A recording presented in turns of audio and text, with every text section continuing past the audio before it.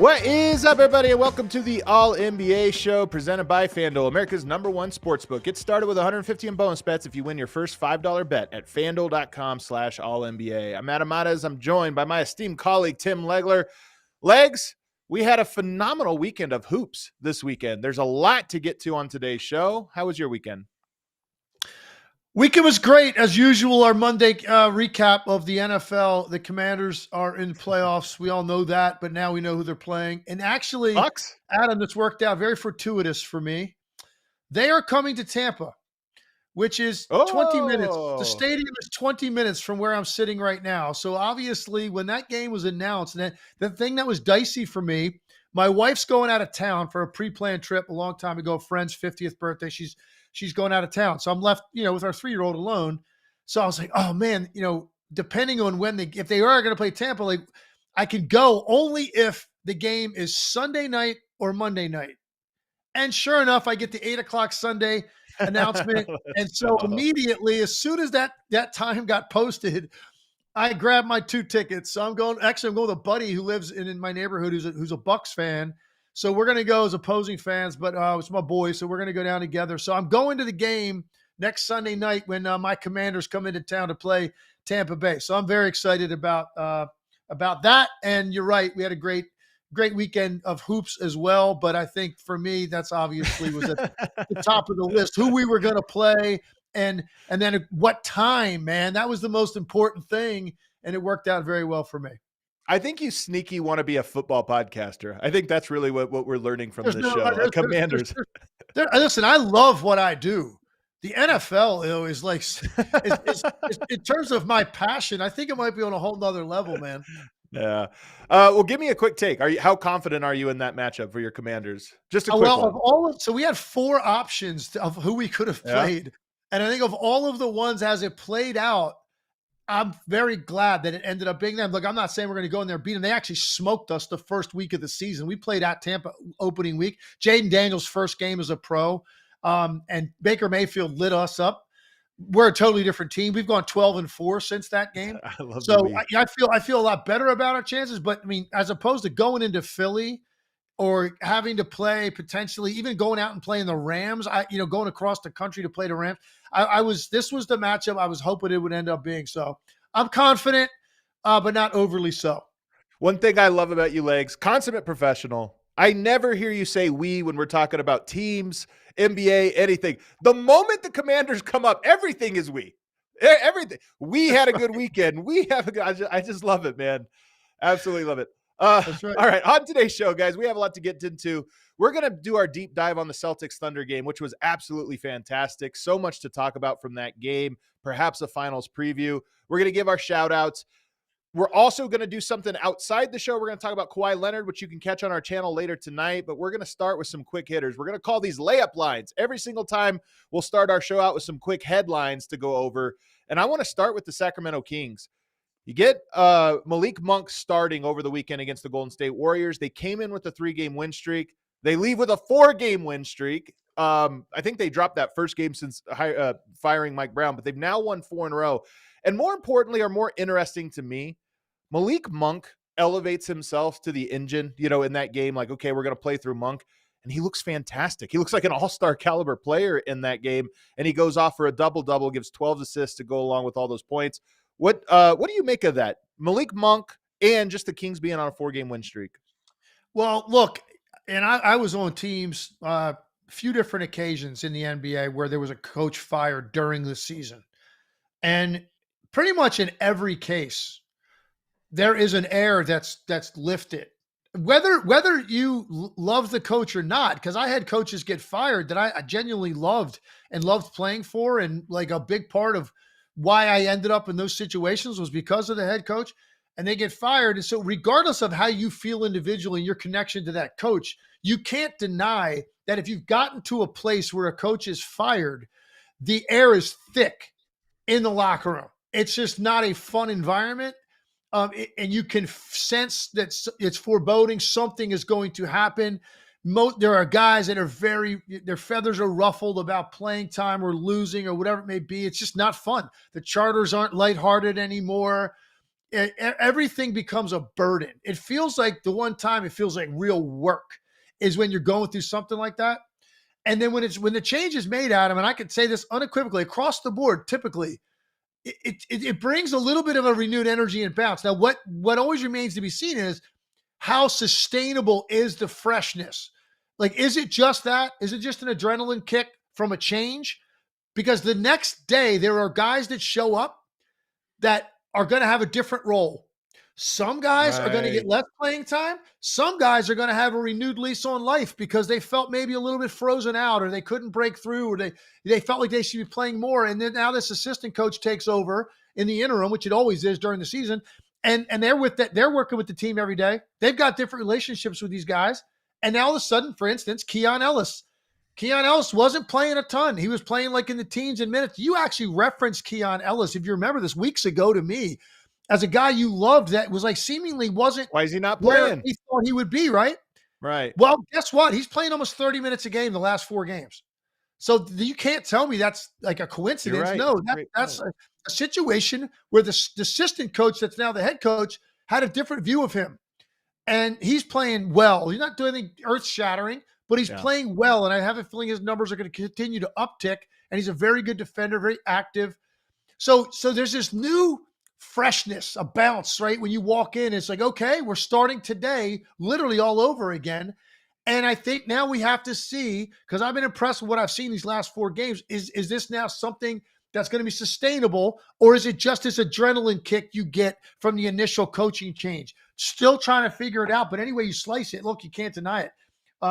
What they've just done the last 4 games with wins against Dallas, Philly, Memphis, and Golden State. Now I know Golden State's reeling, but it's still that's a tough game. Memphis, that's a quality win. Philly's playing a lot better. That's a quality win. And then, of course, the Dallas Mavericks, even without Luka, that's a good team.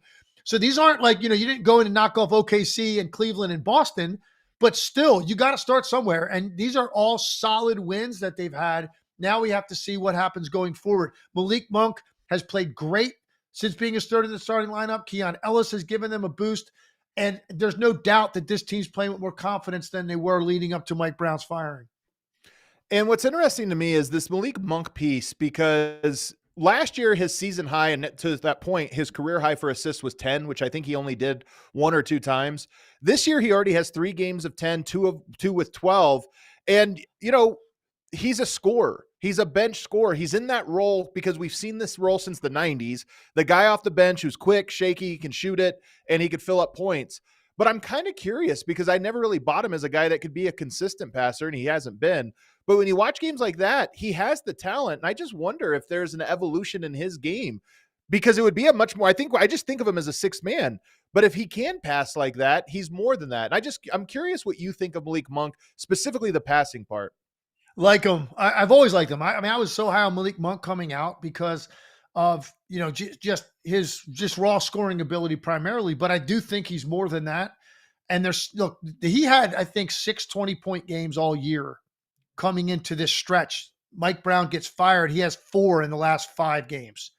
Man, okay. You're so on point with this. So like there's something to it. And now he's feeling really good about himself. And look, one thing about Malik Monk that I really like as a starter is because of his propensity to be able to score quickly and in burst and get going like immediately. Like you got a chance now every night. Like you can get him off like right off the bat, right as the game starts, without necessarily needing that 6-7 minutes of feeling out period in the beginning of most NBA games. And then he has to come in and he's got the green light off the bench. This is different. It might give your offense a jolt at the start of the game because the guy is just ready to go from Jump Street. As soon as that ball goes in the air now, Malik Monk's on the floor. Malik Monk can get going earlier in games. It might be a boost to your offense. So he's an ultra-talented guy. Hard to believe he's still only 26 years old. It feels like he's been around forever. But he's just 26, man. So his best years are just beginning as an NBA player, and they've tapped into something here lately, and it's really rejuvenated their team and given them a nice scoring punch, scoring burst. And like I said, I think more than anything, a little bit more swagger and confidence. When you're underachieving and you're getting beat up by the national media, by the local media, it becomes hard to play through that. You make the coaching change hoping to the season's not too far gone. Like, we've got enough talent to make a push based on our last 2 years. And here you go. We're going to make this change now and see what we can salvage out of the last 4 months of the season. And so far, so good. Off to a great start. And Malik Monk's a big part of it. The other game, the game that I was locked into all weekend, of course, was my Denver Nuggets taking on the San Antonio Spurs. And really, this was all about Jokic versus Wemby. You don't have to. I think Wembanyama is the best defensive player in the NBA, and I actually think it's kind of silly to argue otherwise. I think it's him, and then you talk about everybody else. I think Jokic is the best offensive player in the NBA, and I actually kind of feel the same way. It's almost silly to talk about anyone else, but the impact he makes. That head-to-head matchup, they played Friday in Denver, Saturday in San Antonio, kind of a weird road and home and away back-to-back, but it gave us a chance to watch them both twice in a 24-hour period. And legs, phenomenal basketball. Both games were incredible, and that matchup was so fun to watch. Wemby really gave Jokic a hard time, but as is almost always the case, when Jokic has to dig a little bit deeper, he pulls out masterpieces. He averaged 40-something points a game over the 2 games. What did you think of this matchup, and what do you think of the stat lines that those two players put up over the weekend? Well, in a league devoid of great individual matchups where guys actually play each other on both ends of the floor, like they're guarding each other, going at each other, like their skill sets are on display against each other. There's not a lot of that in the NBA. You have like all-star caliber wings that will match up, and you're going, oh, can't wait. Kevin Durant, Jason Tatum, like, let me go watch that matchup. And then Boston switches everything. So now, Durant, how much is he even operating against him? Well, when this situation, you get Wemby and Jokic playing each other because you have to, because of the size. You don't have a choice. They're playing each other a lot. In fact, I do want to get your opinion on this. First of all, to answer your question, the short answer is this now has become right there amongst the top of the individual matchups that I'm going to be looking forward to watching. And if we could somehow be blessed to get a series out of these two teams, whether that's this year or who knows how that ever plays out going forward, give it to me sooner than later, man, because I want to see this while Jokic is right there, man, in the midst of being the best player in the NBA, Wemby ascending.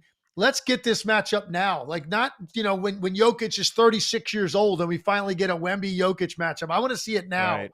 But let me ask you a question. At the end of the first game, the one that Denver lost, Denver is down 1, and they get a fortuitous turnover on the part of San Antonio. 17 seconds left.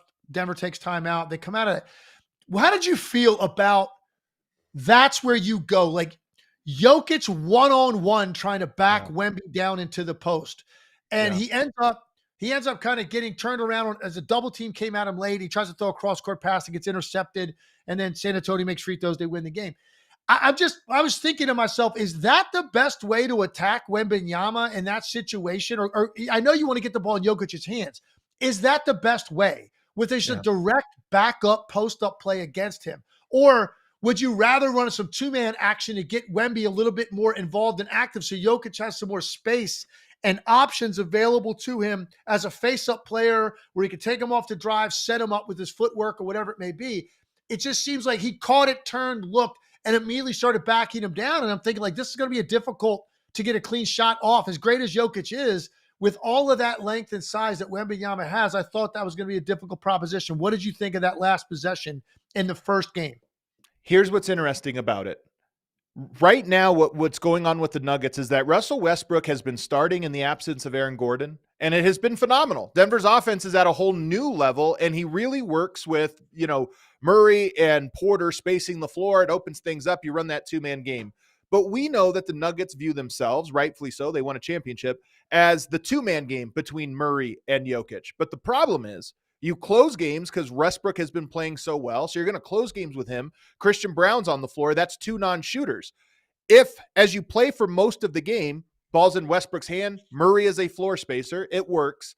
But the moment you go to the Murray-Jokic two-man game, which is what they did, they actually went to the two-man game in there, didn't see anything out of it, and elected to then go to the post to Jokic.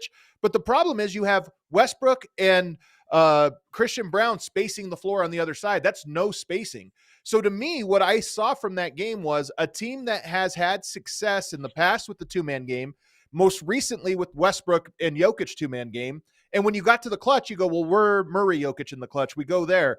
And instead you have two guys that are completely ignored spacing the floor, and it blew up what you were doing. So that's the long way to say, I think Denver has a bit of an identity crisis right now, because the 2-man game with Jokic and Russ has been better this year and has been more used, throughout the course of the game. But in the clutch, you're either going to have to play through Westbrook on ball, or you're going to have to put somebody else in that spot, because if he's off ball in the corner, nobody's going to pay attention to him. That's very well explained. And I think it is one of the byproducts of, Russell Westbrook on the floor in certain situations with certain lineups. You're right. I mean, he has brought a lot to this team, and he brought you speed and athleticism and intensity. And I think he has winning components in that regard, but there is going to be an issue when it comes to the spacing. And I wonder, Jokic clearly, when he threw it away, he was pretty upset with himself. I know he'd like to have that possession back again. To his credit, they turn it around. They got to go play them again in a back-to-back situation. They go into San Antonio and win that game in overtime. He's sensational in that one as well. So 46 points, 9 boards, 10 assists in the second game. Wembanyama had a rough shooting night, particularly from the three, but he gives you 23 rebounds. So this is it, man. Is this the best marquee matchup that you can put in big lights now in the NBA? I mean, like I said, there's point guards I like watching go at each other, because I think they have a little bit extra fire, these point guards, when they want to outscore each other. Right. But again, there's like so many ball screens and switches for those guys. Yeah. When it comes down to it, big guys end up having to guard each other a lot because of the size factor. And it's just has a little bit of a different feel when it's coming from that center position or from the two bigs, whatever you want to call Wembanyama, whether there's a 4 or 5. Doesn't matter. He's the biggest guy in the court, as is Jokic. Those guys are going to end up having to deal with each other in these big moments. And you could sign me up for a lot more of that, man. It's a shame that they had to get those games back to back. I wish they were a little bit more spread out. I 100% love your point about it, because that's what made this matchup so fun. They guarded each other every possession, and almost every possession came down to, all right, Yoke's got to make a move on Wemby. Wemby's got to make a move on Yoke. It really was a true one-on-one battle, because everyone else was staying home on both sides, and it was just great hoops, man. That neither of those games on national television, and I just thought it was insane when you watched how that game played. Wemby's popular, Jokic is popular. Put them there, create a storyline. I hope the NBA learns from that one. The last story I want to hit to in this layup line segment here is the Suns are in shambles, and they have announced, or through Chris Haynes, who is reporting, that they are making a change in their starting lineup. Nurkic out, Bradley Beal out, in is Chris Dunn and Mason Plumlee. This feels like a weird, it's like a signal, but we're making a change. We're doing something different. Do you like this change of putting Plumlee and Dunn in those two places? I like it a lot, because I'm actually now at the point. I mean, I think this is by far the most disappointing team in the NBA. They've got too much talent to be losing like this. And I know they've had periods of time with different guys out, but they've had plenty of time on the court with at least 2 of their stars. To be playing like this is inexcusable. I'm a big Mike Budenholzer believer. This hasn't worked. And the playing those 3 guys together, Bradley Beal at no point since he got there, even though shooting splits were okay prior to this year, and they're not disastrous this year. It's a slight downturn, but it doesn't matter that his shooting splits have been okay. He's had very little impact on them winning. He's a totally different player. And I thought Tyus Jones coming in would be a big help, help handle the ball, facilitate. Well, as it turns out, a lot of what he does is just get the ball up the floor, and then he gives it up and then doesn't get it back. He goes and spots up. So the decision-making still comes down to Beal, Booker, and Durant. And for most of what those guys do, that's secondary to their nature as scorers. Bradley Beal is a guy that averaged over 30 points a game in this league multiple times. And now he's like the third option, handle the ball, facilitate a little bit, selectively take shots, and be really good for us.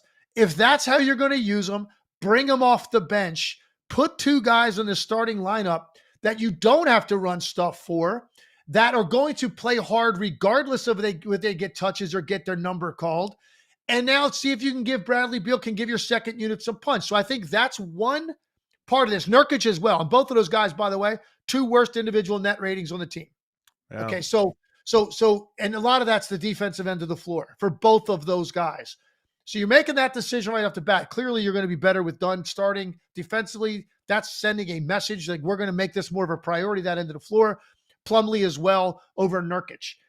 So now that's one thing. Just on the court, X's and O's. Maybe this is going to be better for Booker and Durant playing with more like traditional role players on the floor now. Those guys just go be yourselves. 3 role players around them. Maybe this is going to work better. Maybe Bradley Beal gives some punch to the second unit. But Adam, we both know there's another thing here at play, I believe. Bradley Beal has a no trade clause. Right. Yep. They're almost impossible to get. I never would have given Bradley Beal a no trade clause, but he got the no trade clause. So now, if he doesn't want to go anywhere, he doesn't have to. But if he's coming off the bench, and I'm not saying this is why they did it, but I don't know if it maybe, as a secondary impact, changing his mindset about wanting to be there. Well, I'm the guy now that's going to be the total sacrificial lamb, and I'm going to the bench. Maybe now it opens up his mind to waiving that no trade clause and potentially opening up something that they can do at the trading deadline, because they're very limited with what they could do because they're a second apron team. It's going to be super tough to really make any sort of deal by keeping those guys together. You're just not going to be able to pull that off and bring in anything that helps your team. Bradley Beal would be the key to the whole thing, but he has to waive that. Maybe if he's much more uncertain about his role in future going forward or unhappy with being utilized that way, hey, maybe he waives it, opens the door for Phoenix to try to go out and maybe make a run at Jimmy Butler. Yeah. Yeah, maybe this is the pressure move. That's kind of a wild thing, but you are right. I got to say, done for Beal, I understand, because to your point, a little more defense. Maybe it's a little bit easier now. KD and Booker know they're the scorers. You don't have to worry about getting the ball to done. So maybe that's part of it. Nurkic for Plumlee to me is just such a lateral move. I don't know that Plumlee at this stage of his career is really going to give you something more than what Nurkic gave you, when they swap roles. But here's what's so ironic to me. If you recall back in, I think it was 2017 or 2018, I think it was 2017, the Nuggets traded Jusuf Nurkic for Mason Plumlee. And at the time, it was a shot in the arm to the Blazers. We upgraded from Plumlee to Nurkic. Here we are 6 or 7 years later, and Plumlee is replacing Nurkic now. That exact trade now is happening in reverse. There's some irony in that to me. I think for me, part of this could be this. I don't think anybody's going to sit there and say that Plumlee is a more talented player than Nurkic. All right, he's not. And Nurkic is for his issues defensively, he's still pretty good at cleaning up the glass. Yeah. And he's a good offensive rebounder. But he's also a guy that I think plays harder the more he touches it and feels involved in the game. Plumlee's effort won't change at all if he doesn't touch the ball at all for a half, or he gets 6 attempts at the rim. He's exactly the same player. And I think Nurkic is a guy, if you're not feeling the impact offensively, you really notice what's going on the other end of the floor. And I feel that's less so with Plumlee. He's going to be more consistent with his approach to running the floor, trying to protect the rim. You're getting on the offensive glass, and you don't ever have to call his number. And that stuff's going to be pretty constant with his max level effort every night. I don't know that they feel that way as much about Nurkic. And if he's not scoring, because he is a more talented offensive player, now you go, okay, Nurkic just had a quiet, quarter and a half, and now you're really noticing how bad he is on ball screens on the other end of the floor. And so I think part of it is that. It just infuse the starting lineup with a different feel and making it look like there's more of a priority here on how we, particularly the Dunn insertion, what our priority is going to be. Let Booker and Durant go out there and get you 50 to 70 every night, and Beal, whatever he can give you off the bench. But we're going to change our identity now with how we're going to start games and the energy that we're going to have and where it's going to be directed. I think that's what this is all about. And if the byproduct of that is Bradley Beal ends up being a little bit pissed off and now he waives his no trade, then that might benefit the Suns most of all, because this doesn't work. These 3 guys on the floor together, it just doesn't work. Yeah, it just doesn't work. None of those guys are maxing out individually who they are as players. So when you put 3 guys like that together, that's the goal, right? At least 2 of them a night should be operating at their peak level. It's just not happening with this group. And for them to be sitting there outside the play-in, we're coming up on the midway point of the season here pretty soon, and they're outside the play-in with that level of talent, by far biggest disappointment in the NBA. And look, some of these other teams were disappointing. but look, Sacramento, maybe they're turning it around, because I think I would put them probably next at the most disappointing teams. But now here they go. They've made a change, and they're starting to win games. Phoenix is now going to make a change, and let's see if that in any way impacts winning for them. Well, the next month, they have some very winnable games. They have some tough ones sprinkled in, but they play Charlotte twice. They play Utah. They play Washington twice. They play Brooklyn, Portland twice. They have a lot of winnable games, but we'll see if this change, that's basically leading into the trade deadline. Let's see if they can get a little bit momentum.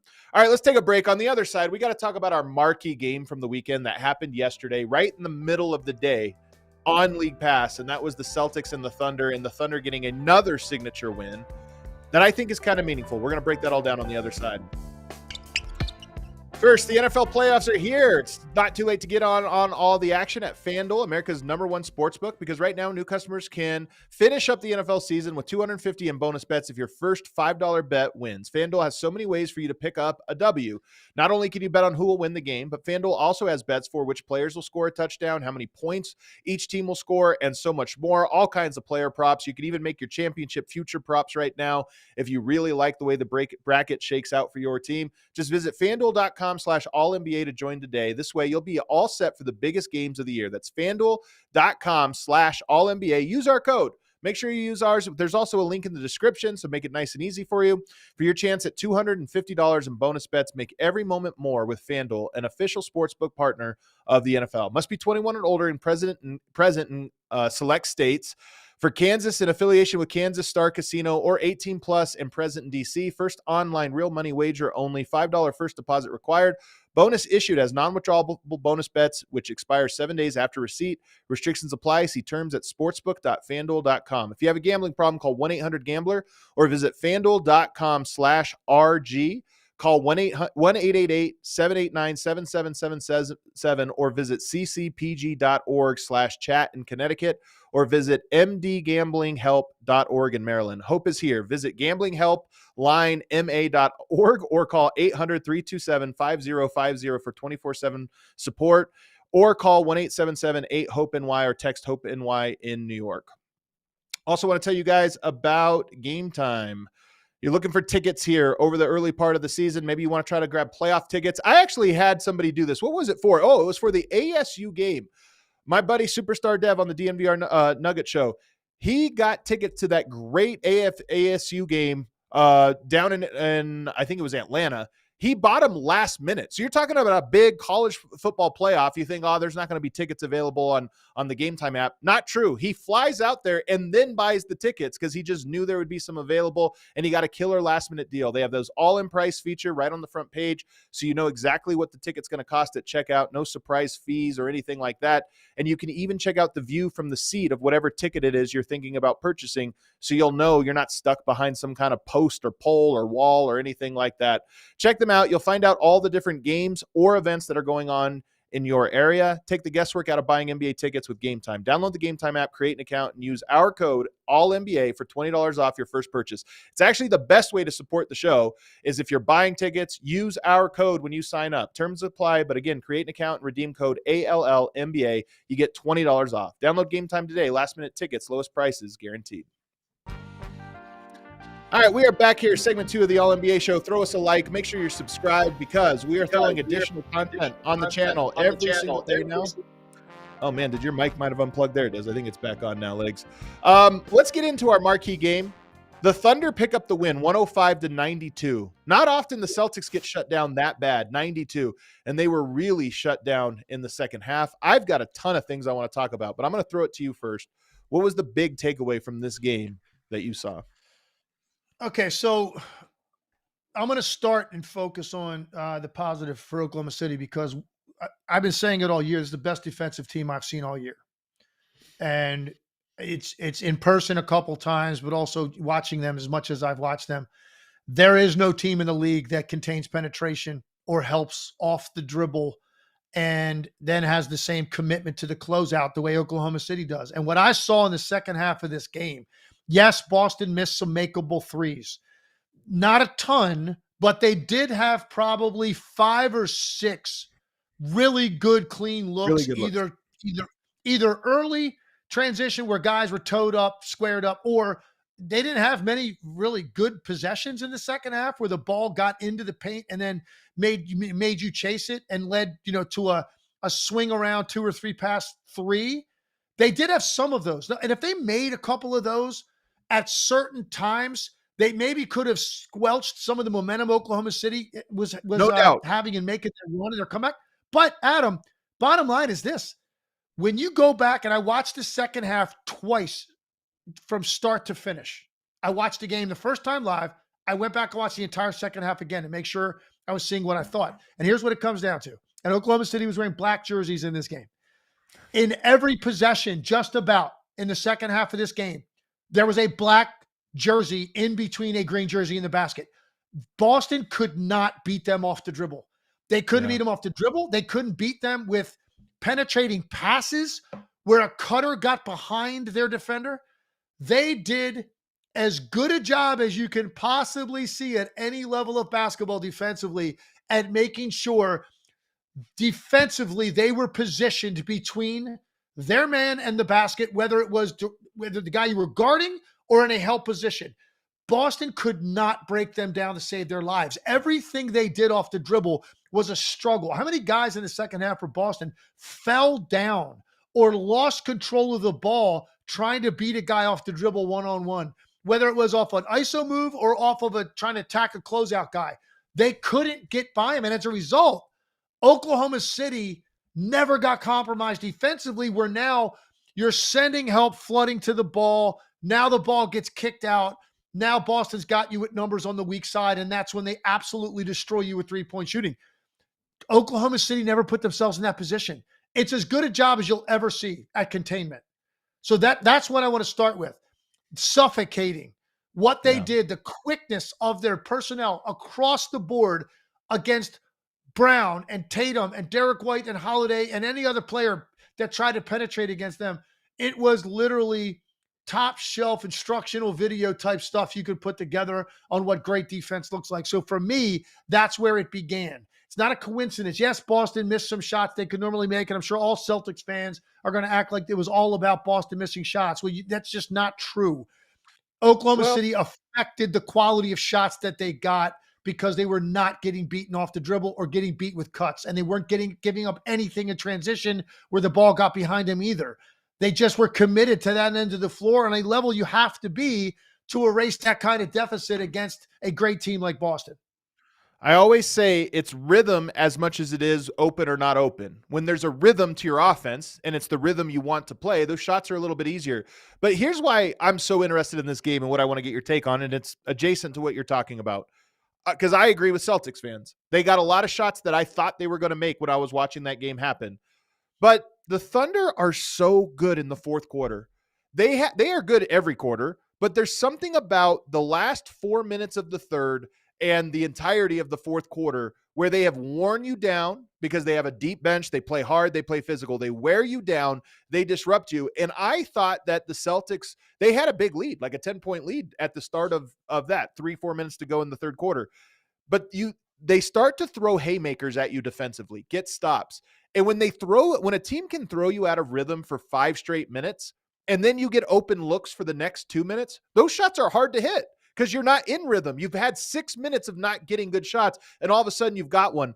I think you have to almost factor that in because I've watched enough Thunder games this year to see that same thing happen. Oh, we missed shots down the clutch. No, you were knocked out. They had delivered a haymaker to you, and the team was stunned and couldn't make the easy plays after that. And I think that's what separates the Thunder right now. Every game follows a similar script. Either they blow you out from the start, or it's close until about 2-3 minutes left in the third, and the Thunder just close the gap the final 15 minutes. Look, here's what I will say. I would love to, if we were, able to be in the same room, I would love to go watch the second half possession by possession again and see that, you know what? Yeah. By NBA standards, shots always look makeable. Yeah. These aren't the quality. They were not getting the quality of shots they get every other night against every other team. Yeah, they just weren't. Sure. And to your point, you're right. So when you do get an open look and you've been literally in a war for the last 4 minutes trying to get some space, you're right. it does affect your rhythm. That's an excellent point on your part. One of the most glaring numbers to look at from this game, Boston had 3 fast break points. Yeah. Yep. 3. Nothing easy, Now man. that is just a sustained commitment to transition defense with your overall team speed. And they have a number of guys to do it, man. And here's the thing that really impressed me in this game. Shai Gilgeous-Alexander, because he's such an easy scorer and he's just so fun to watch on that end. He's so dynamic. You don't really think about what he's capable of on the other end of the floor. If Shai Gilgeous-Alexander really wanted to make a tape and submit it for like, this is why I deserve MVP consideration, not just like I'm maybe the best scorer in the league, or I'm on the team that's number 1 in the West, or a team that's maybe a finals candidate. So that automatically puts me in the MVP conversation. No, I'm talking about, hey man, this is my tape for why I get it done on both ends. He had plays in this game that he made at the rim as like a backline defender, or in a couple of cases where he got not even beat, but like at least someone trying to attack him off the dribble, the guy he was guarding, and the play he's made at the rim to get back and get a block or a deflection or a strip that triggered something the other way.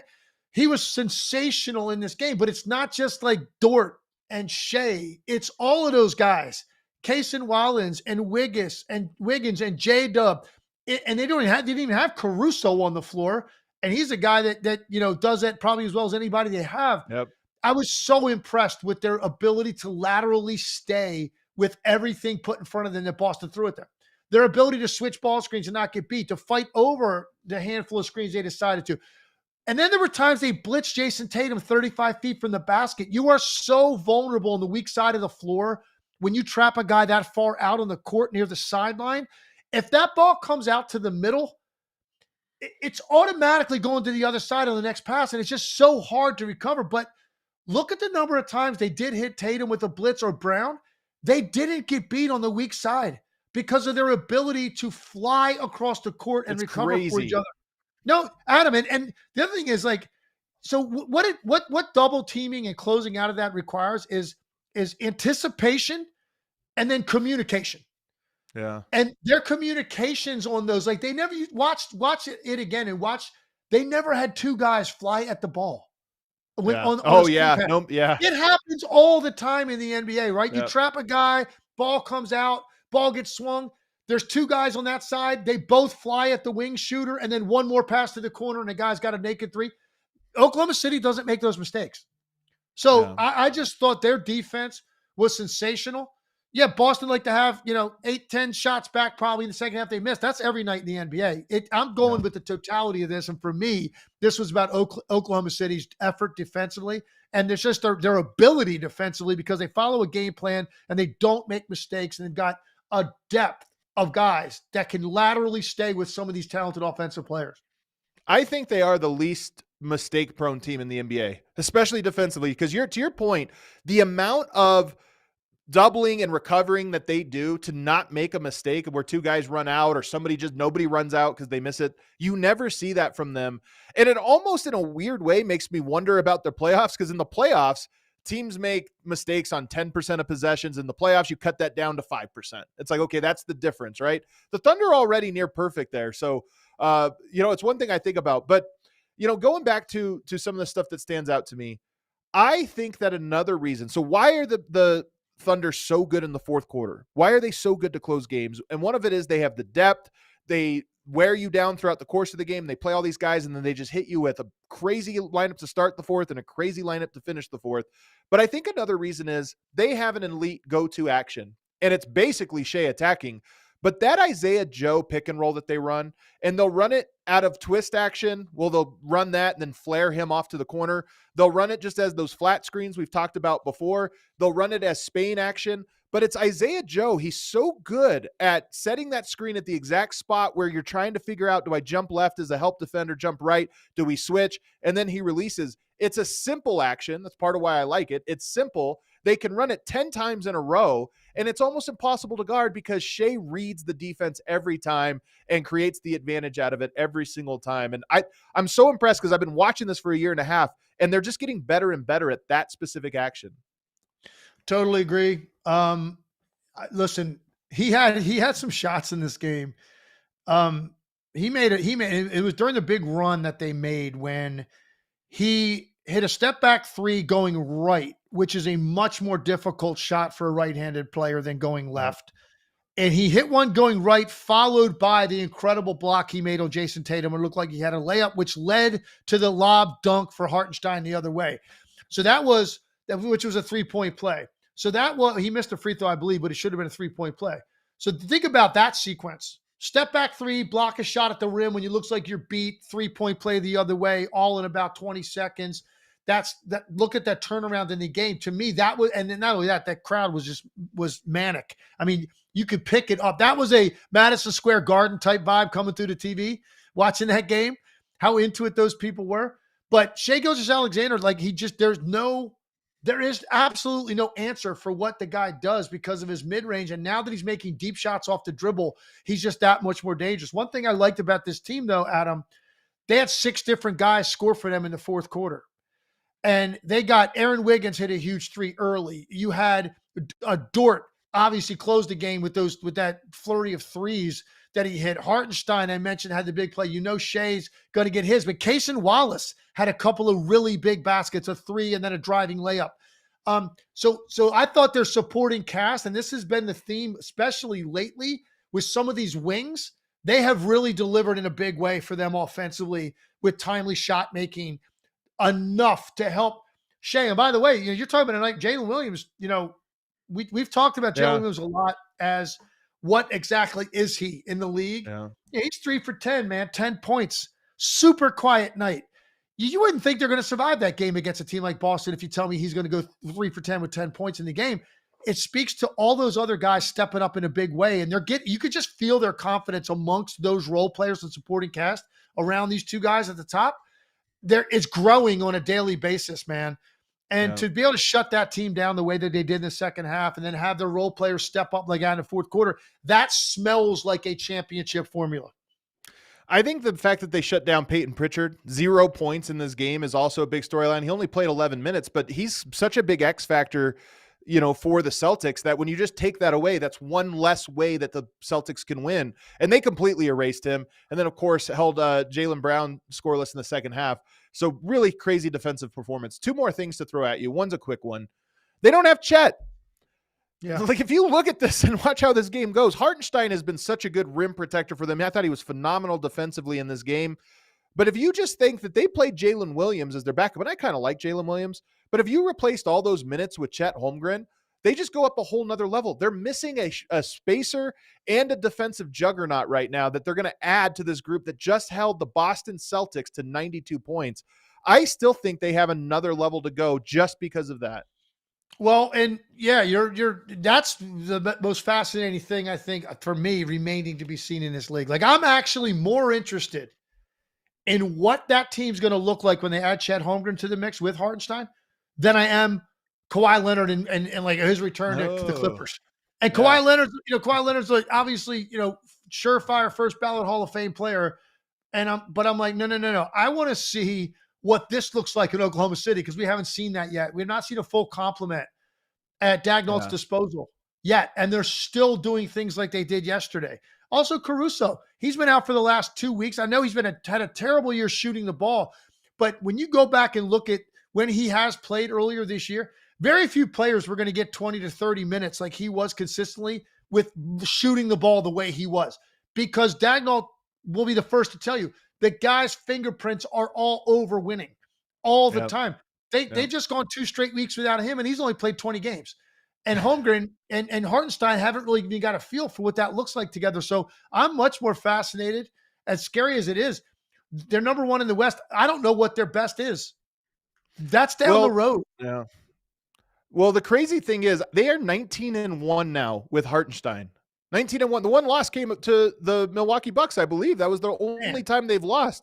You go in the games that they had Holmgren, I think they only lost 1 game, although they did lose the game he did not play, or he got injured in. He only played 5 minutes in that game, and they lost that one. But let's not count that. They were 8-1 or 9-1 in the games that he played, and 19-1 now with Chet Holmgren. That's scary. That's really scary to see how good they are. But I got one last thing to throw at you, Legs, and I'm so curious your take. I saw this on TikTok or Twitter or somewhere the other day. Somebody compared Shai Gilgeous-Alexander to Kobe Bryant, and they made this video of them both doing the same moves over, and it was a long video. It was a long edit. And I never thought of it before because I think Kobe is smoother. Like they do a lot of the same moves, but Kobe has a fluidity to it. Shai has kind of a herky jerk style to it. Obviously, both are effective, but it's a little bit more start, stop, start, stop. But as I watch Shai now, ever since I've seen that edit, I watch it now and I go, it is all the same moves. He might actually be the most Kobe player in the league. And we always wonder what would Kobe look like in this 5-out style of basketball that they play. Maybe Shai is the best example that he just gets one-on-ones and nobody can guard him because he has a counter move for everything the defense does. I love the comparison just from the standpoint of and really for me, it comes down to the footwork offensively. Footwork. And the ability to never be off balance, no matter what, no matter how great a defender guards you. And there was even a play in this game where Derek White couldn't have played him any better, goes up, blocks his mid-range shot after he tried to shake him. Ball gets loose. Shai grabs it right back out of the air and then just goes to a step back 20-footer on the baseline and swishes it. And Derek White's just left, kind of shaking his head like, I couldn't have played that any better. He juked him so hard on that move too. Like he's so good at the stop. Oh no, it's so fast the way he separates to his step back. But I from a footwork standpoint, and I actually also think from a competitiveness standpoint, I think it's a really good comparison. Now, for me, there's one more layer to Kobe because he's a little bigger, not much, a little bit big. Kobe's ability to finish over the top athletically against shot blockers. Whereas, look, Shai still gets there, but it's probably going to be a floater. He's got this array of shots. He's got the quick scoop layup he does. Like he kind of spins it this way with his right hand on the left side of the basket to get it there so quick before the shot blocker comes to the weak side. And sometimes Kobe could do that too, but sometimes that finish is going to require you going through the chest of a 7-foot shot blocker. And that was like the one final hammer that Kobe had at the rim that Shai, because he plays a more grounded game, he doesn't have like that last piece. But as far as the footwork off the dribble and what they're doing to set their guy up and never being off balance and always seemingly getting what they want, I think it's a very good comparison. Yeah.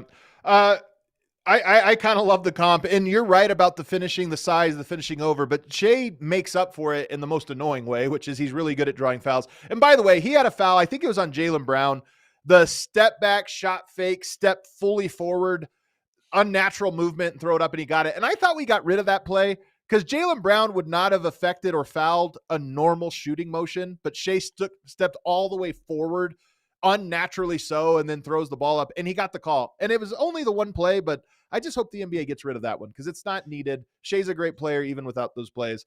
All right, that does it for the breakdown. Let's wrap up today's show by giving a couple shout outs. On Mondays, we try to give a shout out to somebody who's been playing well, who we haven't had a chance to talk about. Who are you going with this week, Legs? Oh, actually, first of all, hold up. Sorry. This segment, this is a sponsored segment, so I have to make sure I get into this. This segment is presented by the FanDuel, America's #1 sportsbook. Get started with $150 in bonus bets if you win your first $5 bet at FanDuel.com/AllNBA. All right, who gets your shout out? There you go. All right, so I'm going to go with a guy that we're both big fans of, but I think for me, probably even more so than you, I've been saying that is there going to be more of a progression in what this guy's able to bring to the table offensively and what that could open up, not just for him and the way we view him, but for his team. And I think right now you're seeing it with Evan Mobley. So my shout out goes to Evan Mobley. This team continues to be red hot, but he's averaged almost 24 points a game in his last 3 games. And it just, he's getting more comfortable taking the 3 when it's available to him. That was like the piece that I wanted to see because Jared Allen, like he's going to have some limitations offensively with what he gives you. He's phenomenal on the other end of the floor. But like if you're going to play 2 bigs and there's some limitations there and how they can space it and where they can score from and how aggressive they are offensively, I do think that would probably prevent them from looking at them as a championship caliber team. Mobley's given that to them now. He's just more comfortable in looking for his own. He anticipates being open more. He wants to be open more. He's more aggressive. with his shot taking. 16 shots a game in his last 3 games. Those are great numbers for him. That's not like the standard, 6 for 10 that he gave you like a lot of nights. Now he's like hunting his offense more. And as a result, they, to me, have opened up their offense to what they're doing to people, which right now it's like they're basically unstoppable for anybody. 31-4. And oh man, has it set up Wednesday night. Cleveland, Oklahoma City. Get your popcorn out, because that's what we're going to be watching. The best offense in the league against the best defense in the league. It's going to be a great one, man. How about Oklahoma City getting this little test here, going up against all the top teams. They've played a bunch out west, and now they're playing the east with these top teams, and they're doing pretty well. So that'll be a big challenge for the Thunder, and I can't wait for it. Good shout out with Mobley. I went with Cade Cunningham. Cade Cunningham just coming off of a 40-point, 6-rebound, 9-assist game against the Timberwolves, a game in which they won. But he has been having a great year this year. You predicted they would be the bounce-back team or the most improved team. It's already, I think, a lock based on their record right now. And you look at his numbers, 24 points, I think it's 7 rebounds, 9 assists, almost a double-double average, almost a triple-double average, really. And he's been pretty efficient. Those numbers, if you compare to Anthony Edwards, 25 points a game, I think it's 5 rebounds, 4 assists. They're almost putting up the same numbers, just half the assists of Cade Cunningham. And we know how much we elevated Anthony Edwards last year in their run. Cade's still going to have to make playoff success. I think that is an important barometer for how good a player is. But he has sneakily been climbing up to be the player he was projected to be in the draft. And I watch him and I go, I kind of love his style of play. He can score, he can pass, he plays the right way, he's versatile. He's having a heck of a year, and I think he is going to start. I'm very curious to see where he starts getting ranked amongst these wing players in the NBA, because I have a feeling it's going to be climbing rapidly. I completely agree with that last part. And look, when they were going through their misery last year, when they almost broke an NBA record for a losing streak, and just how demoralizing everything seemed there, they go into the end of the season, they make the coaching change. JB Bickerstaff takes over. They've got I think 4 guys on their roster picked in the top 5 in the draft. So they've got all these high draft picks from being bad all those years. And one of the things I said, Adam, if the first thing you have to have in place when you look at a situation like that is one of these guys that they have picked with these high picks repeatedly, the guy to start the build around. And Cade Cunningham's it. And if you don't have that, then who knows how long the misery can last, because you can't just draft nice players when you're picking in the top 5. At least one of those guys, if not more, has to hit where they are a guy that's a perennial future all-star. And I think that's what Cade Cunningham is trending toward. Now, look, they're much improved, dramatically improved, but they're still 500. But hey, look, you're looking at the play-in, being in the play-in right now, and they've won 6 out of 7, including they go on a three games road trip. They beat Phoenix, the Lakers, and I can't remember. Oh, Sacramento. Sacramento, yeah. 3 straight games on the road, they win. They've won 6 out of 7 now. The confidence level's growing with all these young guys, but you have to have one of those guys be the guy that is the clear leader. And that's what Cade Cunningham is. And all these guys look up to him. He gives them stability, because on any given night, Cade Cunningham is capable of being the best player on the floor. And he's been sensational for them. So I love your shout out to him. Shout out to the organization. Shout out to these young guys playing hard and playing for JB Bickerstaff and Cade Cunningham leading the way. And I also love that comparison statistically to Anthony Edwards, because you think about where we put Anthony Edwards by the end of last season. People were saying this was the next, closest thing we've seen to Jordan. And now Minnesota's a 500 team, and his numbers aren't much different than Cade Cunningham's. And Cade Cunningham's on a 500 team in Detroit. It's just interesting perspective, right? Context is everything. So I'm glad. I'm not trying to take a shot at Anthony Edwards. I'm actually trying to prop up Cade Cunningham. Yeah, that's all I'm trying to do is say just keep everything in perspective and look league wide when you start trying to single guys out, because there's other guys out there doing some special things. And I think Cade Cunningham right now is playing great. Their team's playing really well.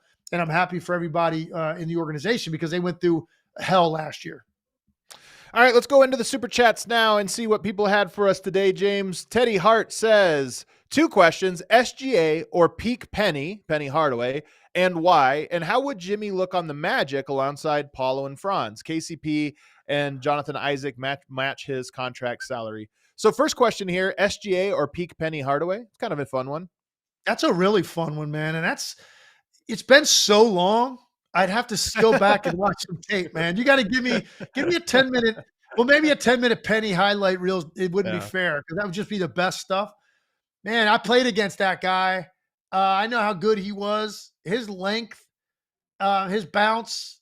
It's pretty damn good, though. Pretty damn good. I think for me, even putting Shai in that category is quite a compliment to Shai Gilgeous-Alexander, because Penny Hardaway at his best was absolutely incredible. Yeah, I think it's a tough one too, just because of eras. They're so designed for their eras. In this era, you're going to get some higher scoring stats. It's spread out a little bit more, but it is a fun one. And then what about Jimmy Butler on the Magic? What do you think of there? No, I do not want to mess with that chemistry, man. I'm good. I'm good with Banchero, Wagner as your top 2 guys going forward. Jimmy Butler's not coming in there and being your best offensive player right away. It's not like you needed that. Paolo Banchero is. Wagner has shown you what he's capable of in carrying the load as your top guy with Banchero out. I don't want to mess up the chemistry of this team. They've got something great going on with the connection between these guys. And right now, Jimmy Butler, to me, with the way this is played out in Miami, I'd be very, very leery. To me, you got to be more of a veteran-laden team that's got some guys under contract that you can't move. And you know that you're expected to win right now because of the age and contract status of your players. I'd take a flyer on Jimmy Butler if you got that kind of situation. Phoenix would be one of those teams. I wouldn't put him on a young team that's just growing on a daily basis, even with the injuries they've had. I know what they look like at their best, and I wouldn't mess with that by adding Jimmy Butler to that locker room. All right, what else we got here, James? Flying Indigo says, seeing that the West is such a bloodbath, what do y'all think is the second and third best teams in the West who can actually challenge OKC? We do this a lot, but you can go ahead and give a quick one. Who do you think are real true challengers out West? Yeah, this is a tough one because of all the issues some of these teams have had. I think as we sit here right now, I think when it's all said and done and they're fully healthy, I still think Dallas has a great chance. If they can avoid Oklahoma City and stay out of their never bracket. Get healthy though. Yeah, that's true. I mean, that might be too big of an if to overcome. I think ultimately when it's said and done, if they were able to do that, I think their pieces complement each other the best. And they've got the kind of depth that you're going to need to face that team. I would probably say Dallas would be somewhere in that mix. And then right now, based on what I've seen to this point, man, I'd probably say Houston or Denver. Denver at their best or Houston. I mean, Houston, to me, they just continue to make you believe. But right now, I think the whole point of the question is it's Oklahoma City and everybody else. That's kind of how it feels in the West to me right now. All right, cue that outro music, James. Oh, we do have one more. Came in at the buzzer. Tristan McCracken says, am I crazy or did Luka's calf problem begin when he started playing hard defense? Oh my goodness. Don't let that rumor get out. You're gonna have AAU games that are 210, 208. If that rumor gets out, hey guys, don't get injured. If you play hard defensively, man, it might shorten your career. Oh, that's scary to think about. But I don't know. Maybe there's something to it. Yeah. I mean, look, this is what I always say. It takes being in phenomenal shape to play both ends of the floor, and that's part of the challenge. It takes phenomenal shape to make it through 82 games. That's part of the challenge. So even if that is the case, I don't know what to say to it. I just don't even know what to say. I also want to say real quick, just one of these comments caught my eye. It's kind of funny. Andis Brown, if Kawhi is healthy, the Clips are a dark horse in my eyes. That first part of that sentence, if Kawhi is healthy. I used to say all the time, if I were 6'11", I would have been the next Bird. But I wasn't. I'm 6'4", and it turns out I wasn't Larry Bird. Well, then, so maybe that spoils. The first part of a sentence, Adam, can sometimes wash out whatever comes after it. Well, we're going to be talking about Kawhi Leonard. You can find that video up here later today because we're going to be talking about this very thing. Maybe Legs just spoiled his perspective on it because I know he hates waiting for Kawhi. I know it, but he's back, man. He's back. This could be for real this time. We'll talk about that later today. Everybody, thanks so much for hanging out with us. Be sure to subscribe. We got 4 shows for you this week. You're going to love all 4 of them. Hit that like button on the way out. We'll see you tomorrow.